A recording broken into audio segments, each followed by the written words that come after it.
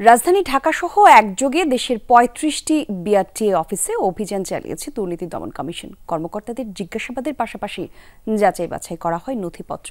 এতে ধরা পড়ে নানা অনিয়ম, অসঙ্গতি। কয়েক জায়গায় দুদকের কাছে হাতে নাতে ধরা পড়ে দালাল চক্রের সদস্যরা। অর্থদণ্ডের পাশাপাশি তাদের কারাদণ্ডও দেন ভ্রাম্যমাণ আদালত। শ্রীলঙ্কা আবারও রপ্তানিতে শীর্ষে। ৫ মিনিটের কাজের জন্য সেবাগ্রহীতাদের ঘুরতে হতো দিনের পর দিন। ঘুষ না দিলে পদে পদে ভোগান্তি তো আছেই। এমন অনিয়ম দুর্নীতির অভিযোগে দেশের বিভিন্ন জেলায় বিআরটিএর ৩৫টি অফিসে অভিযান চালিয়েছে দুর্নীতি দমন কমিশন। বরিশালে বিআরটিএ অফিসে ছদ্মবেশে গেলে দুদকের লোকজনকেই টাকার বিনিময়ে লাইসেন্স করে দেওয়ার আশ্বাস দেয় দালাল চক্রের কয়েকজন। সরকার নির্ধারিত মূল্যের চেয়েও কয়েক গুণ বেশি টাকা নেয়ার প্রমাণ পায় দুদক। পরে এক দালালকে জরিমানার পাশাপাশি ১ মাসের কারাদণ্ড দেন ভ্রাম্যমাণ আদালত।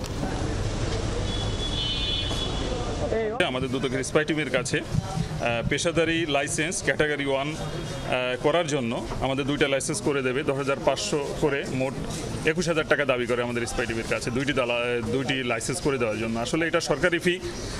ক্যাটাগরি 1 পেশাদার লাইট ক্যাটাগরি 1-এ ৩২৯০ টাকা সরকারি ফি এবং ক্যাটাগরি 2-তে ৩৫২২ টাকা।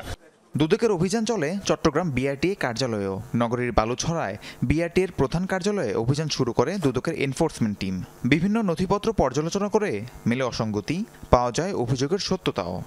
যারা ড্রাইভিং লাইসেন্সে পরীক্ষা দিয়েছে সেগুলো কতজনকে পাস করানো হয়েছে, কতজনকে ফেল করানো হয়েছে, কেন ফেল করানো হয়েছে, সেই কাগজপত্রগুলো আমরা দেওয়ার জন্য বলেছি। ওনারা কিছু কাগজপত্র দিয়েছে, বাকিগুলো কালকের মধ্যে দিবে।